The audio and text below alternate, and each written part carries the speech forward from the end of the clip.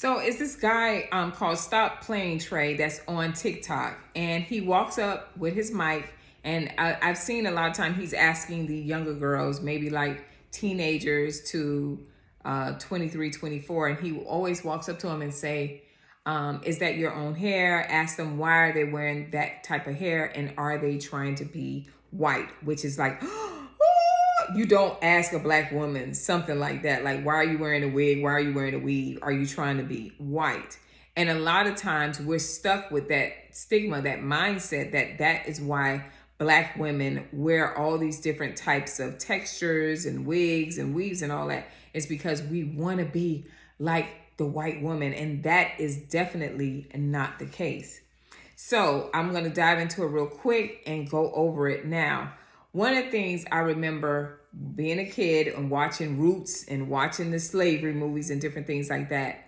When you think about a woman at that time, just imagine from the workplace, you're in the workplace, or let's say they're out in the field and they're in the sun and different things like that. And their hair is becoming coarse and from the sun and the heat and the sweat and all these different things. So even at that time, we actually loved our hair, but because of those type of conditions that we were in, right? We would just do these, different hairstyles that wasn't so appealing. And then as time went on, when you start watching media shows that straight hair is the best hair. And that's just not so, right? So we all know that. But I remember, I'm going to tell you this quick story. When I was in the beauty school, I was the only black girl. I always tell you that story. But I remember that when they went over relaxers or talking about black women hair, they talked about the difficulties of our hair. Now imagine me being the only black girl in my 20s, listening to this woman, my teacher, who I thought was really cool, but explain in Spanish how difficult my hair is. And everybody kind of does that, Ailey. And I'm like, no, Ailey, I like my hair, right? And you're sitting in that and it makes you feel uncomfortable. So for women, one of the reasons why we have to, we basically pick hairstyles from the beginning, it was for survival, not imitation. We didn't want to, and we didn't want to be like you, but we were trying to find the most easiest way. Now, I'm not saying not all of us, some of us did, a lot of us did want to be like the white woman and have that hair or whatever. And I know it may hurt, but that is the reality of some things. But for the most part, no. When a woman is wearing wig, weaves, and braids, she's not trying to be like another race of people. That's just not what it is. We weren't trying to be white. What we were trying to be, we were trying to be hired, respected, and feel safe. Because if a woman came into the workplace, right, I'm just using that for an example, and she had an afro, y'all remember Good Times, and she had an afro, they look at your hair and they like already kind of like put you in this box and they're like, oh gosh, she looks too ethnic. I hated that, right? And so for me, I remember when I was traveling and I became a regional brand manager for Peter Coppola, and we had to, before I even took the position, I had to basically audition for it. I was a platform artist, but then I had to learn the product and I had to sell it. And I had to stand before these leaders and different things like that and express myself and explain and be, convey the message of Peter Coppola hair products, right? This was many years ago. And I remember when I was done, they were like, oh my God, Lee, you have it. You're going to be a regional brand manager. And I was like, great. I was excited to say, oh my gosh, you fit in. You're not very ethnic. And that bothered me. And at that time I had a mohawk and I had purple pieces in it. And I was just trying to be cool or whatever. But they were like, yeah, you're not that ethnic. You come across, everybody's going to love you. And they thought that it was a compliment. And this was coming from an executive. But in my mind, I was like, wow. And so I understood my role, right? I always understood that. At most of my salons I worked in were diverse salons. So you had to fit the part. And that is really the reason. It had nothing to do with wanting to be white. I just wanted to be able to excel up the ladder. And unfortunately, at that time, especially at that time, natural hair didn't come into play, right? They weren't really pushing natural hair. And it was cool to have a mohawk and have some purple hair and do what you do, right? The second thing is that because it disrespects our creativity and versatility, this is where we get offended at as well. This is the second reason we feel disrespected. We're wearing hair extensions and weaves, the ones that are doing it the healthy way. I'm not talking about those who wear it 80% of the time and 20% their hair. I'm talking about women who say, you know what, this week I feel like a wig or whatever, but after that I'm gonna rock my hair or whatever, right? So we remember, we are the blueprint, and it's not to put down any other race of people, but we are so creative when it comes to our wigs and our weaves and our braids and our twist outs and all these different things that we wear, right? When it comes to natural hair, that it's so disrespectful to be told that when you decide, hey, you know, today I just want to do a nice blow dry and straighten out my hair, I want a relaxer, that I'm considered trying to be white. Now, I have had women come on here and say to me, oh, you got a relaxer. I say, yeah, I got a relaxer. But my relaxer I get 3 times a year. I'm not getting a relaxer every 6 weeks or whatever. And I understand the relaxers that are being called for cancer and all these different things. I just did a video today about how formaldehyde is in wigs, but you guys will still wear wigs. So I think we have to do things in, like, I don't know what to say, like moderation, because I have the education. I understand what I'm doing when it comes to my hair. Am I trying to be black? No, I love short hair.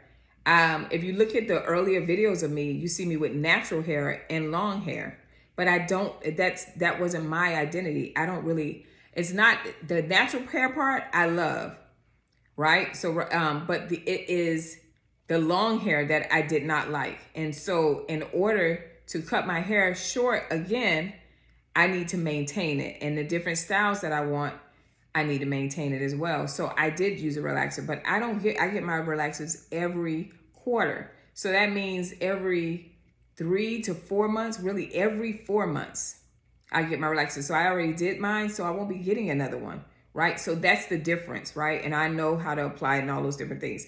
Not trying to justify it, but I've been called, oh, she teaching us, but she got straight hair. Yeah, but when I wash my hair, you know, my hair actually gets curly.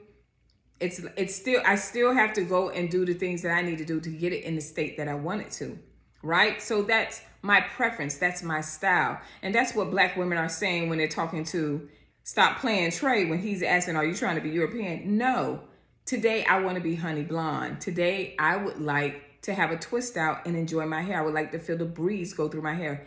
It's my prerogative of what I want to do with my hair. And it has nothing for me wanting to be like anybody else, because I know that my hair is, that I'm innovative. My hair, that I have culture, is my culture.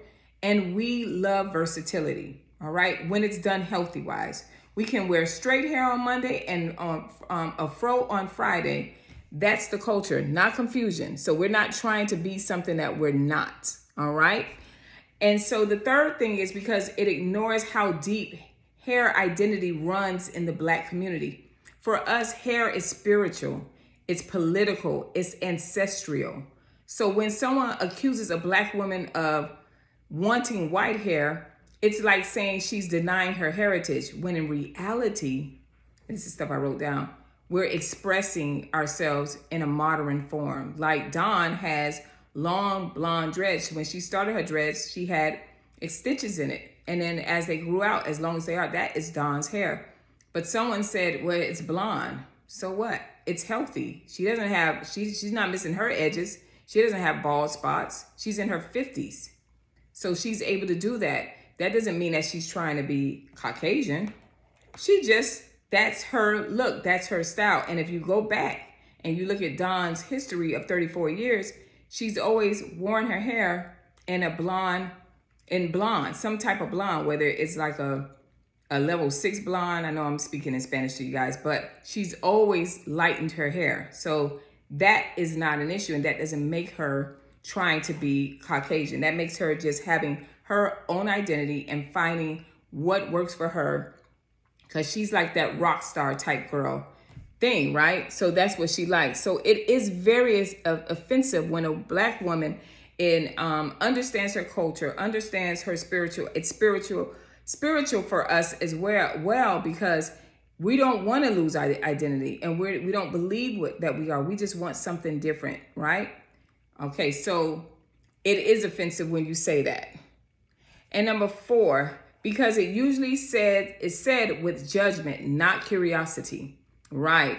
And I have seen this being said. It was a church I used to go to as well, where they make the comment that, oh, you're trying to be this, and it's like, no, that's not what it is. And they even pulled scripture and say that that's what, okay, you're trying to be something that you're not. So if that was the case, there are plenty of things that we could say, and we can pull scripture and we can make it for what it is to justify what we're saying and judging someone on that. And I don't think that's a good thing to do. That's just my own thing. So the phrase is rarely asked a question. It's thrown like an insult. It implies shame. You hate yourself. And that's what we were told a lot of times. Oh, you're coloring your hair, or you're relaxing your hair, or you're doing this. Oh, you have self-hate. I even believed it at one time. So I'm not saying something that I didn't believe myself. But there comes a time when you start educating yourself and understanding yourself, understanding the culture, understanding your hair, and understanding others, and being able to say, oh, that's just you, huh? You like that? Yes, girl. I love it. Me, I love to hear the clippers going over my hair, cutting my hair down low. I love it. It's like freedom to me. That is my culture. That is my thing. So when someone comes and asks a question, being judgmental, immediately the black woman, the walls go, the defense goes up, and we are ready, honey. But a lot of times we're so shocked that you would say a comment, and let me think of one. Oh, girl, so I see you got that blonde, and I'm just going to use that for instance. I see you wearing that blonde, honey, like you was born with it, huh? I know you know that we know that that's not your natural hair, right? We have our own people doing this to us, okay? We have that, and it's so offensive, and no, it's not that. And some women, their husbands like them to change up their hairstyles, and they don't have hair loss or whatever, but they like to have a different woman. They want to see something different. They want to keep it spicy.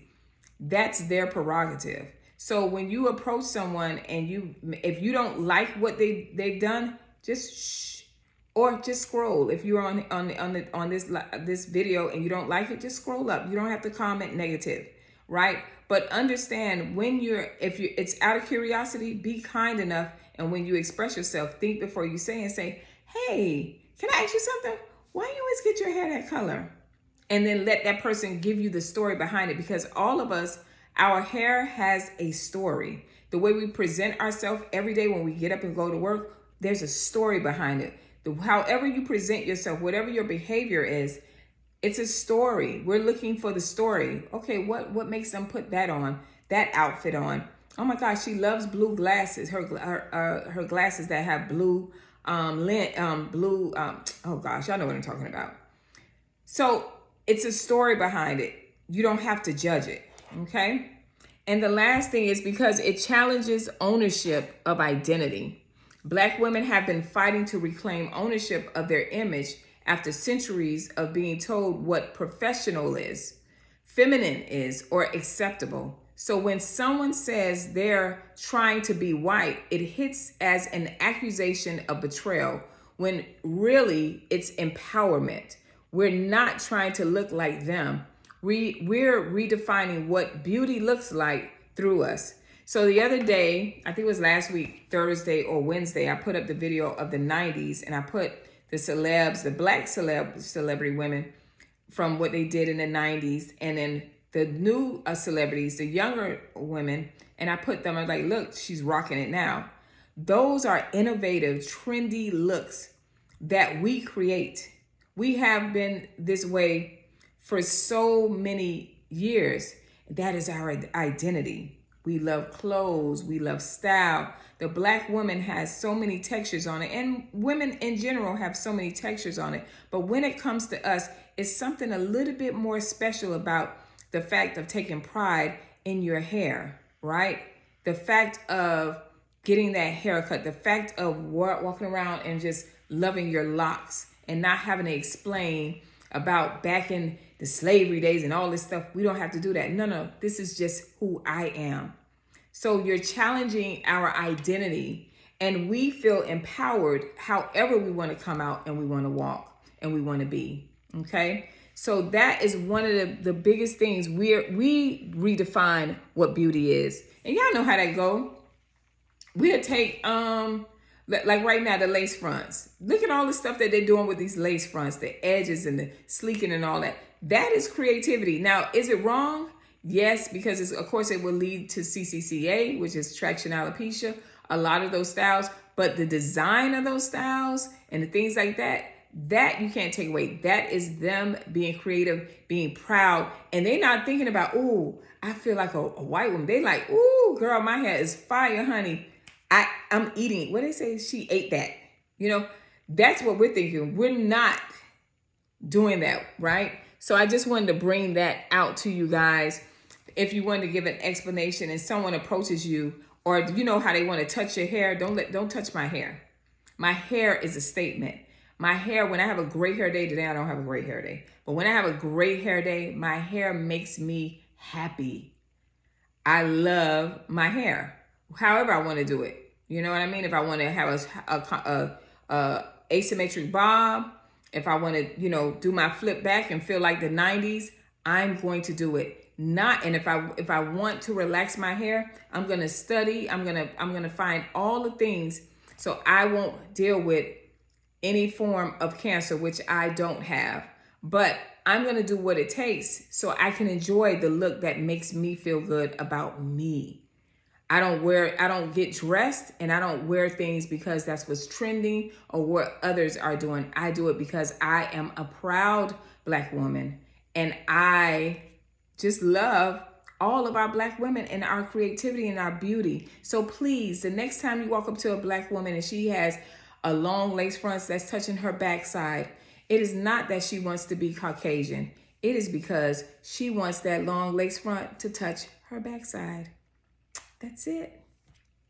Smooches, I pray this video helps you. Please remember to subscribe to Beauty Pioneers. That will be going up. I will put the link in the description so you guys can do that. Become a member on Ask a Licensed Cosmetologist, and like and share and comment and tell me, have you ever been addressed with something like that, and what was your response? I pray this video helps you. I will see you guys next video. Bye.